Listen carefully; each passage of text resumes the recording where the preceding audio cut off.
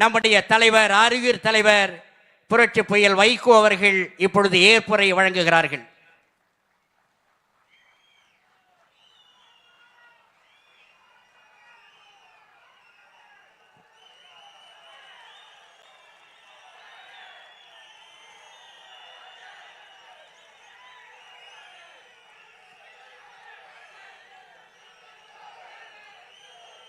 நிலவின் ஒளியா அனல்கக்கும் ஆதவனின் வெளிச்சமா என்ற சூழலில் கதிர் வெடித்து பிளம்பு விழ கடல் கொதித்து சூடாற்ற முழுமைமிகு நிலப்பரப்பின் முதற்பிறப்பு தோன்றிவிட நதி வருமுன் மணல் தருமுன் முன்தோன்றி மூத்ததுவும் பதிமதுரை பெருவெளியில் பாண்டியர் குற்றம் கண்டதுமான செந்தமிழே வணக்கம். அச்சமும் அவலமும் ஆர்வமும் நீக்கி செற்றமும் ஓகையும் செய்யாது காத்து ஞமன்கோல் அன்ன சீர்மை தாகி சிறந்த பேர் அரங்கூர் அவயமெனும் கொற்றத்தை தமிழ்நாட்டினுடைய அரசாக இயக்கிக் கொண்டிருப்பவரும் இமய முதல் குமரி வரை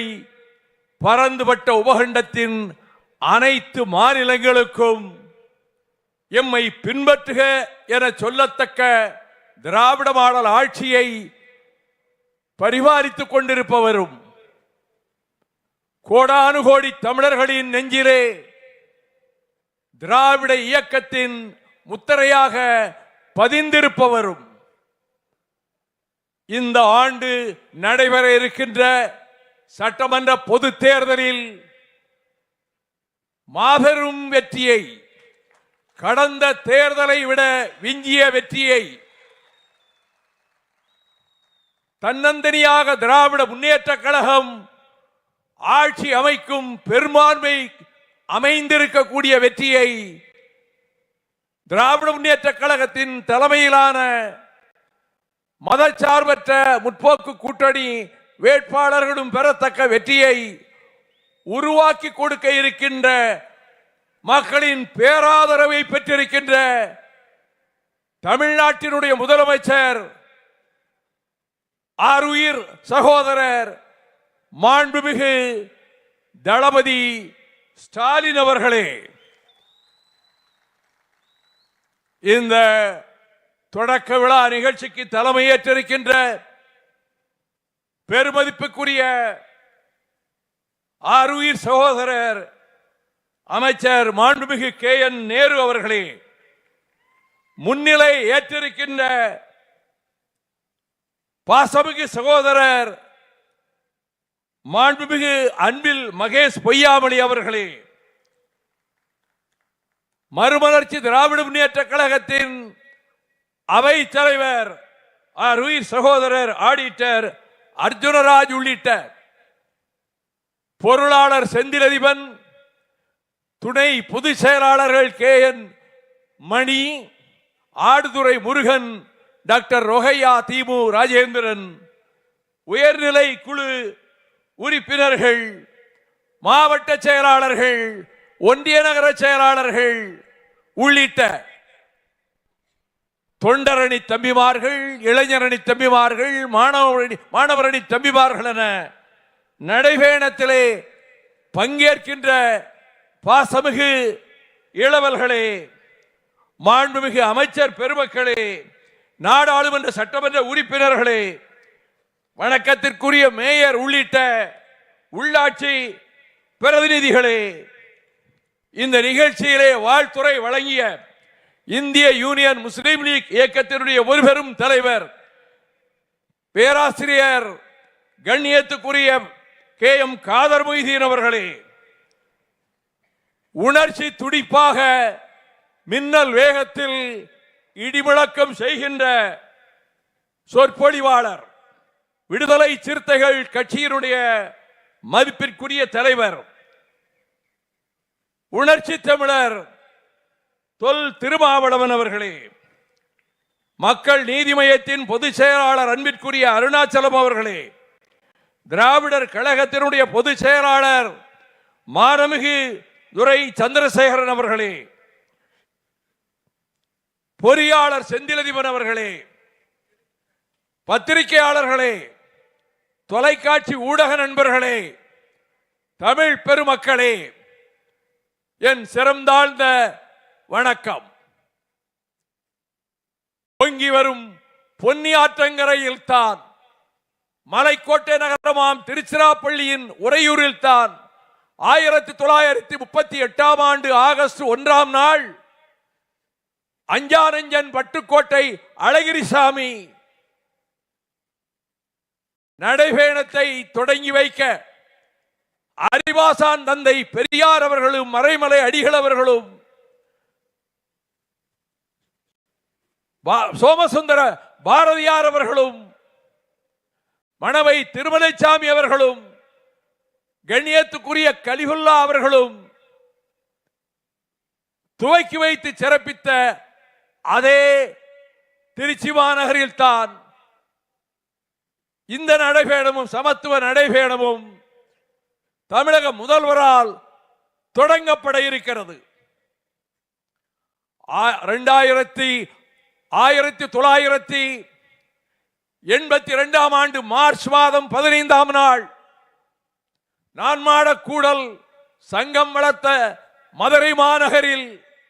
பேரறிஞர் அண்ணா அவர்களின் சிலைக்கு மாலை அணிவித்துவிட்டு குன்றுதோராடும் குமரனுக்கு அறுபடை வீடுகளில் ஒன்றாக அமைந்திருக்கின்ற திருச்சீரளவாய் திருச்செந்தூரில் வைரவேல் காணாமல் போயிற்று என்ற இடர் எழுந்தபோது, தூக்கிலே தொங்குகிறார் சுப்பிரமணிய பிள்ளை என்ற போது, அது தற்கொலை அல்ல, நிகழ்த்தப்பட்ட படுகொலை, அதற்கு நீதி வேண்டும் என்று கேட்டு முத்தமிழறிஞர் டாக்டர் கலைஞர் அவர்கள் அந்நாளில் மதுரை மாநகரிலே இருந்து நீதி கேட்டு நடுபயணம் தொடங்கி திருமங்கலம், விருதுநகர், சாத்தூர், கோவில்பட்டி, எட்டயபுரம், எப்போது வென்றார், தூத்துக்குடி, ஆத்தூர், ஆறுமுகநேரி, காயல்பட்டம், வீரபாண்டியன்பட்டம், திருச்செந்தூர் என நடைபயணம் மேற்கொண்டார்கள். 1986ஆம் ஆண்டு வைணவ திருத்தலங்களில் ஒன்றான நவ திருப்பதிகளிலே 108 திருப்பதிகளிலே ஒன்றான தென்திருப்பேரையில் மகர நெடுங்குலைக்காதர் ஆலயத்தில் தங்கமும் வைரமும் நூற்றாண்டுகளாக பாதுகாக்கப்பட்ட ஆபரணங்கள் கொள்ளையடிக்கப்பட்டு விட்டன என்பதால் மக்கள் கண்ணீரும் கம்பளையுமாக கொதித்த போது, அந்த ஆலயத்துக்கு சென்ற மக்களை சந்தித்த நேரத்தில் இடைத்தேர்தலுக்காக நாளை தமிழ்நாட்டுக்கு வருகிறாரே திராவிட முன்னேற்ற கழகத்தின் தலைவர் டாக்டர் கலைஞர், அவர்களை அழைத்து வந்து இந்த ஆலயத்திற்குள்ளே வந்து அவர்கள் நேரில் கண்டுவிட்டு சென்றால், காவல்துறையை முடுக்கிவிட்டால் கொள்ளை போன நகைகள் திரும்ப கிடைக்கும் என்று அந்த தெருவெங்கும் இருந்த பிராமண குடும்பங்களினுடைய சகோதரிகளும் பெரியோர்களும் வேண்டிக் கொண்டதன் பேரில் நான் அண்ணன் டாக்டர் கலைஞர் அவர்களிடத்தில் மறுநாள் இதை சொன்ன மாத்திரத்தில் அங்கே செல்வோம் என சொல்லி தென்திருப்பேரைக்கே வந்து மகர நெடுங்குலைக்காதர் ஆலயத்துக்குள்ளே வந்து கொள்ளையடிக்கப்பட்ட நகைகள் இருந்த இடத்தையும் பார்வையிட்டு விட்டு வெளியே வந்த நேரத்தில் அங்கு திரண்டிருந்த தாய்மார்களும் பெரியோர்களும், நீங்கள் தான் இந்த கோயில் நகைகளை திரும்ப பெறுவதற்கு வழி செய்ய வேண்டும், உங்கள் அழுத்தமான கோரிக்கையில் தான் காவல்துறை அந்த கடமையில் ஈடுபடும் என சொல்ல, அதே போல அவர்கள் நடைபெற்ற பொதுக்கூட்டத்திலே அதனை சொல்லி காவல்துறைக்கு அழுத்தம் கொடுக்க, என்னை அழைத்து நீ அந்த மக்களை அழைத்துக் கொண்டு நடைபயணமாக வந்து ஜில்லா கலெக்டரிடத்திலே நீதியை கேட்கின்ற பயணமாக அமைய வேண்டும் என சொல்ல, நான்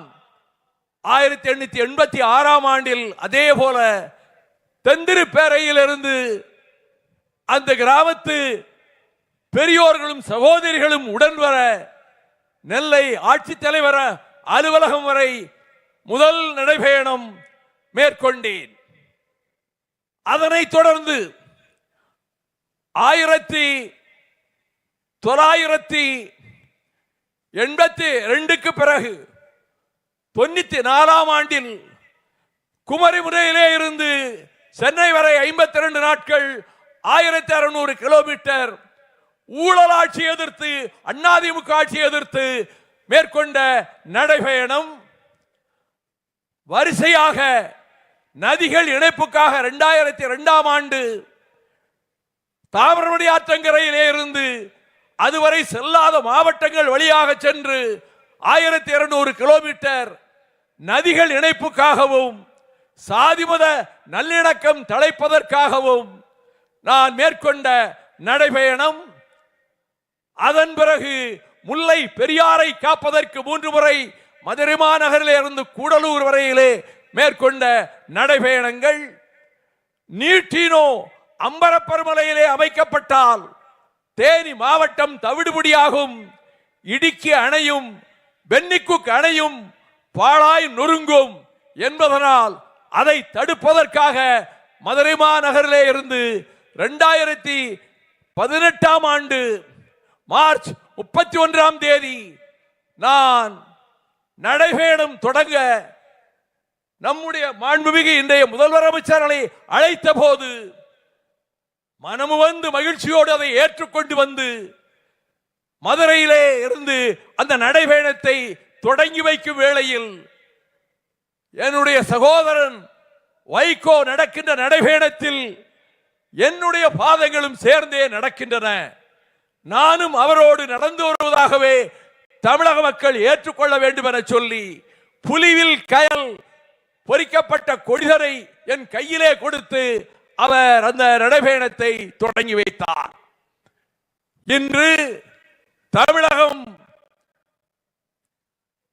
இந்துத்துவ ஆதிக்க சக்திகளால், சனாதன கூட்டத்தால் பாழ்பட்டு போகுமோ இந்த சமய நல்லிணக்கம் என்று அச்சத்தக்க ஒரு சூழலை உருவாக்க டெல்லி ஏகாதிபத்தியத்தின் அடிவரடிகளாக இங்கே இருக்கக்கூடியவர்கள் ஜாதியின் பெயரால் மோதல், மதத்தின் பெயரால் இரத்த களரி கலவரம் என உருவாக்க துடித்துக் கொண்டிருக்கிறார்கள். சங்க காலத்திலே சாதிகள் கிடையாது, சாதிகளற்ற தமிழ் சமுதாயம். அதற்கு பின்னரும் வைணவமும் சைவமும் தழைத்தாலும் கிறித்துவமும் இஸ்லாமும் இங்கே அரவணைக்கப்பட்டு ஒற்றுமையின் இருப்பிடமாக தமிழகம். வடபுலத்திலே இரத்த களரிகள் நடந்த போதும், அண்ணல் காந்தியார் சுட்டுக் கொல்லப்பட்ட போது, இந்து முஸ்லிம் கலவரங்கள் வடபுலத்திலே பயமுறுத்திய போதும் இங்கே சமய நல்லிணக்கத்தை வானொலி உரையின் மூலமாகவே தந்தை பெரியாரும் பேரறிஞர் அண்ணா அவர்களும் ஏற்படுத்தினார்கள். அத்தகைய சமய நல்லிணக்கத்தை யாதும் ஊரே யாவரும் கேளீர் என்ற கோட்பாட்டுக்கொப்ப பிறப்புக்கும் எல்லா உயிர்க்கும் என்ற நெறிகளுக்கு ஏற்க இந்த தமிழகத்தில் மத பூசல்களுக்கு சமய சண்டைகளுக்கு இடமில்லை என்பதை நிலைநாட்டுவதற்காகவே, அதற்கான விழிப்புணர்வை மக்களிடம் ஏற்படுத்துவதற்காகவே நானும் என்னுடைய தம்பிமார்களும் இந்த நடைபயணத்தை மேற்கொண்டிருக்கிறோம். அதே வேளையில் திரளுகிற மக்களை எங்கே கண்டாலும் அவர்களிடம் நான் விடுக்கும் வேண்டுகோள் எல்லாம், தமிழ்நாட்டின் பொற்காலமாக அமைந்திருக்கின்ற திராவிட மாடல் ஆட்சி தொடர்ந்தால்தான் தமிழகத்திற்கு விடிவு காலம். இது பொற்காலமாக தொடர வேண்டும். எனவே இந்த தேர்தல் களத்தில் திராவிட முன்னேற்ற கழகத்தையும் அதனுடைய கூட்டணி கட்சிகளையும் மகத்தான வெற்றி பெற செய்யுங்கள். உங்கள் பிள்ளைகளுக்காக, உங்கள் குழந்தைகளுக்காக கவலைப்படுகிற பச்சிளம் குழந்தைகளும் பாலகர்களும் பசியோடும் பட்டினியோடும் பரிதவிக்க கூடாது என்பதற்காக எந்த மாநிலத்திலும் இல்லாத பள்ளி பிள்ளைகளுக்கும் காலை சிற்றுண்டி என்ற திட்டத்தையும் அறிவித்து, மகளிருக்கு இதுவரை எந்த மாநிலமும் செய்யாத அற்புதமான திட்டங்களையும் நிறைவேற்றி, இந்தியாவிலேயே அனைத்து துறைகளிலும் சிறந்து விளங்கக்கூடிய மாநிலம் செந்தமிழ் நாடுதான் என்ற பெருமையை, கீர்த்தியை நிலைநாட்டி இருக்கக்கூடிய மாண்புமிகு முதலமைச்சர் அவர்களே, மீண்டும் அந்த கொச்சம் உங்களுக்கே தமிழக மக்களால் வழங்கப்படும். உங்கள் குரலுக்கு பின்னாலே கோடானு கோடி மக்களினுடைய குரல் எழும். உங்கள் கரங்களுக்கு பின்னாலே கோடானு கோடி கரங்கள் உயர்ந்து நிற்கும். உங்கள் வெற்றிக்காக பாடுபடும் குரல் கொடுக்கும். வெல்க திராவிடம், வெல்க தமிழ்நாடு என கூறி இந்த அருமையான சந்தர்ப்பத்தை இந்த இடத்திலே வழங்கிக் கொண்டிருக்கக்கூடிய மாண்புமிகு முதல்வர் அவர்களுக்கு என் நெஞ்சார்ந்த நன்றியை மீண்டும் அவருக்கு தெரிவித்து விடைபெறுகிறேன். வணக்கம்.